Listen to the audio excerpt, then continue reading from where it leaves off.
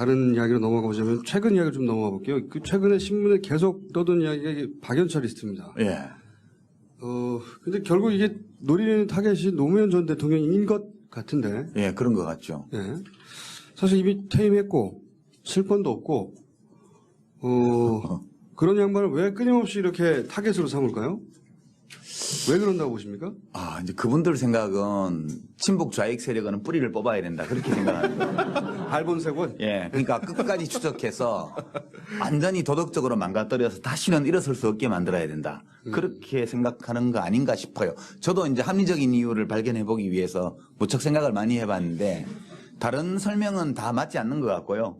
그래도 그럴듯한 설명이라고 할 수 있는 거는 다시는 일어설 수 없게 만들어야 된다. 완전히 도덕적으로 죽여야 된다. 그렇게 판단하고 하는 거 아닌가 싶어요. 현 정권의 결국 그 잠재적으로 가장 위협이 되는 계층이 결국은 과거에 노무현을 당선시켰던 계층이라고 보고. 아니 그게 아니고요. 그게 아니고 현실적으로 위협하기 때문에 그렇다. 그런 게 아닙니다. 노무현 대통령 퇴임하실 때 인기도 별로 없었고요. 퇴임하시고 나서 뭐 좀 많이 좋아지긴 했지만 그래도 상징적인 부심적이라 다시 될까봐 그런 거보다 그런 게 아니다. 이제 보수 쪽에서는 그런 거보다는요. 예. 이제 원래 뭐 저희 생각에는 참여정부나 노무현 대통령이나 저나 뭐 이렇게 저 같은 경우도 제가 중도 진보 또는 뭐 온건 진보 또는 중도 좌파다 그렇게 얘기를 하는데 뭐 민주공화국에서는 좌파 중도 좌파도 다 시민권이지 않습니까? 그게 민주주의 국가인데 저분들이 보기에는 전 좌빨들이다 이렇게 보는 거죠. 좌익 빨갱이들이다. 좌익 빨갱이들은 철저히 발본색원에서 씨를 말려야지 그게 사상의 전염성이 있기 때문에 조금이라도 살려놓으면 또 언제 바이러스처럼 창궐을 할지 모른다. 이렇게 생각하는 거죠. 그러니까 멸균해야 된다. 멸균. 대한민국의 좌익 사상, 대한민국을 좌익 사상의 멸균실로 만들어야 된다. 그렇게 생각하는 거죠. 제가 볼 때는. 예. 성공할 거라고 봅니까? 성공 못하죠. 옛날에 박정희 대통령이 막 중앙정보부에서 영장도 없이 잡아가고 사람 거꾸로 달아매고 고문하고 죽여서 갖다 버리고 몇백 명씩 구속하고 그래도 못했잖아요. 어젠가 신문에 보니까 확인된 건지는 잘 모르겠는데 돈이 뭐 몇백만 불이 어디로 입금됐다 이런 기사도 있던데. 그거야 이제 더 두고 봐야죠. 저도 뭐 제가 알 수가 없으니까 그건 저도 신문 보고 뭐 이런 일이 있나 보다 이런 말이 있나 보다 아는 거지. 전들 뭐 그거에 대해서 이럴 것이다 저럴 것이다 뭐 이런 정보를 갖고 있거나 판단을 할 수 있거나 그런 건 전혀 없습니다. 그냥 보고 있는 거죠.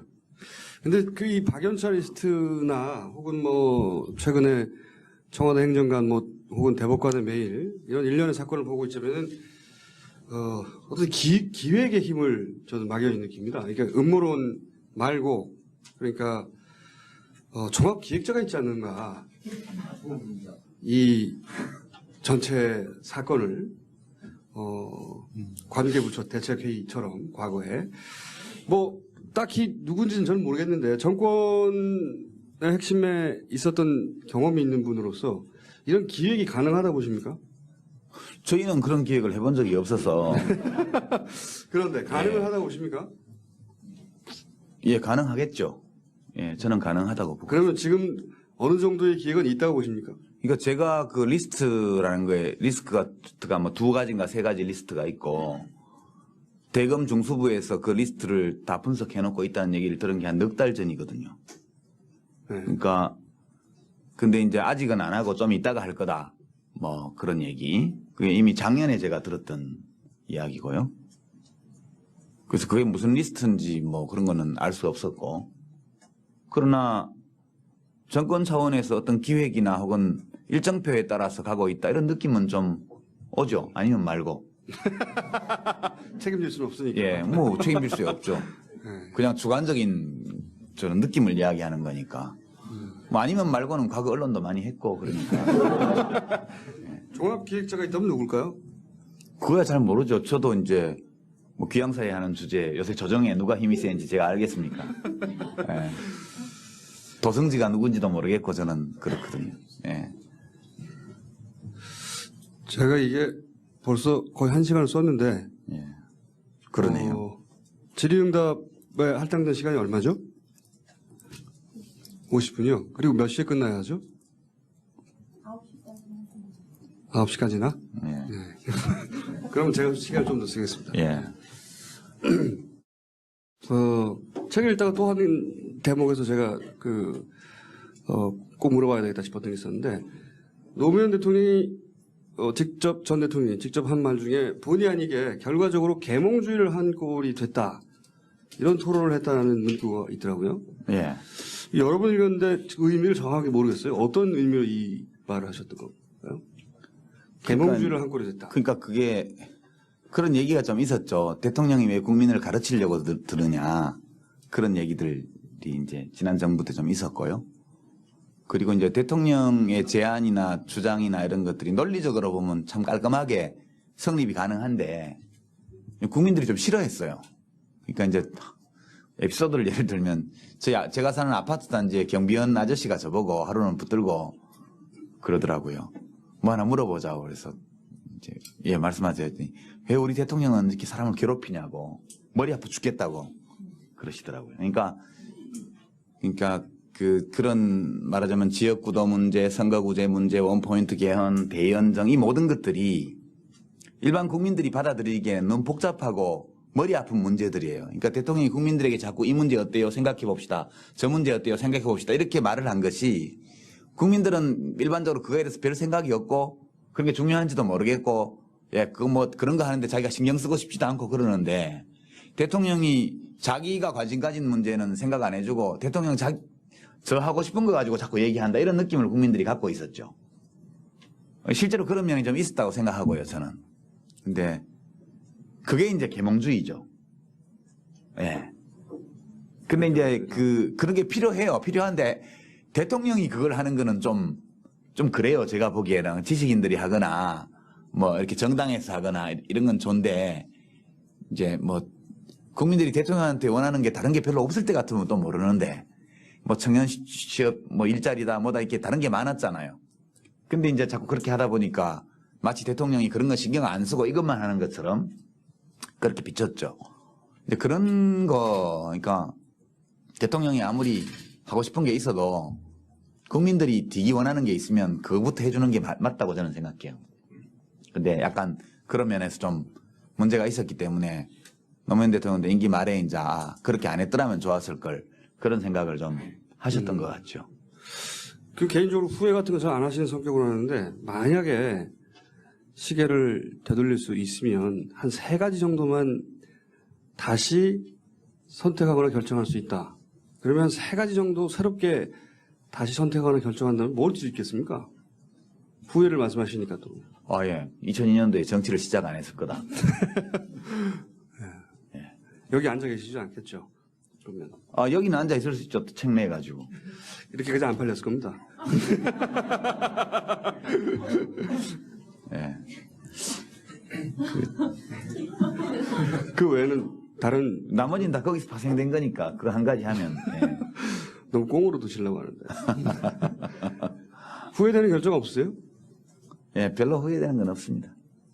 예. 후회까지는 아니어도 이렇게 했으면 더 좋았을 것을 하는 결정도 없습니까? 이제 그런 거는 있죠.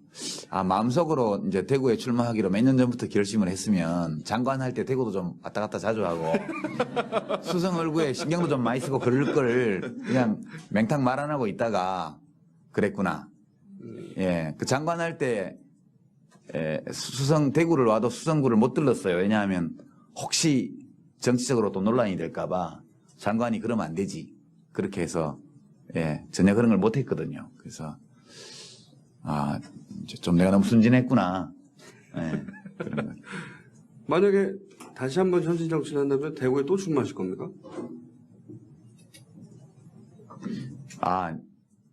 다음에 또 나오냐고요? 네.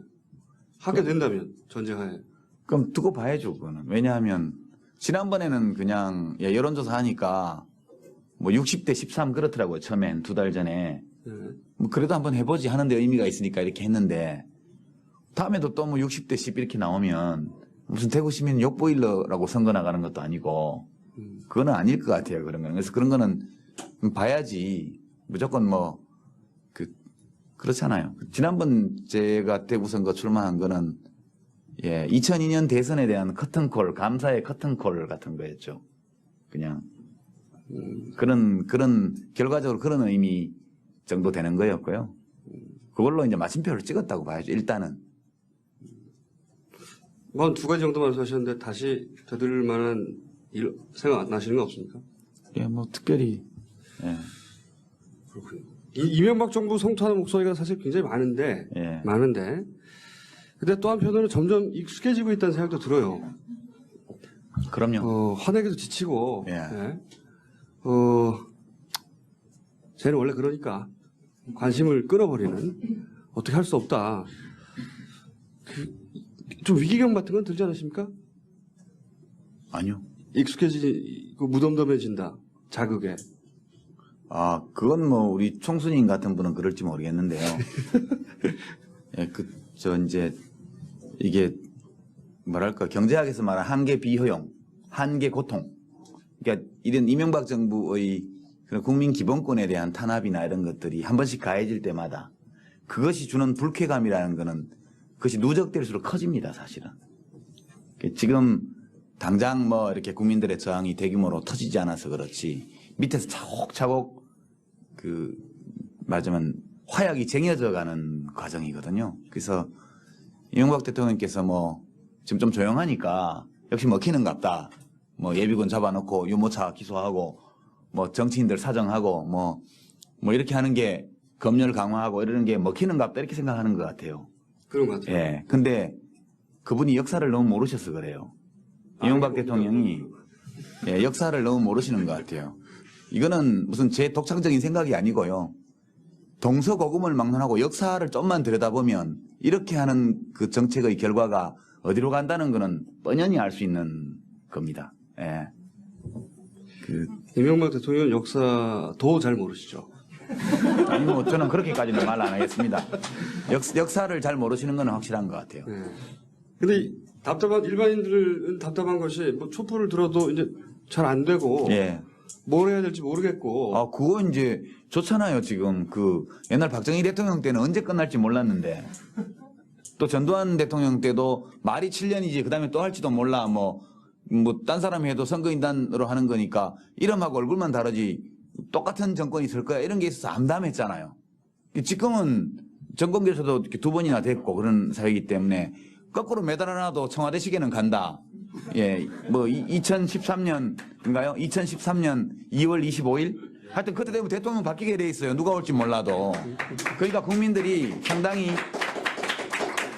이게 바꾸실 일이 아닌데, 국민들이 상당히 여유가 있는 거라고요. 죽기 살기로 이게, 예컨대 이명박 대통령 임기가 돌아가실 때까지다 이러면 정말 곤란해요. 근데 정해져 있잖아요. 이제 4년도 안 남았다고요. 그닥 긴 세월이 아니거든요. 예. 근데 지금 민주당으로는 정권을 창출하기가 쉽지 않아 보입니다. 지금 현재 지지율로 봐도 다시 한번 보수 정권이 탄생할 확률이 꽤 높은 것 같은데 그렇게 되지 않으려면 어떻게 해야 되는 겁니까? 민주당이 잘해야죠. 본인이 거기서 역할을 하실 생각은 없어요? 저는 그 당이 제 말은 민주당이 아니라 예. 보수로부터 정권을 되찾아올 예. 좋은 후보가 있으면 제가 유능한 선거운동원이 될 수는 있겠죠.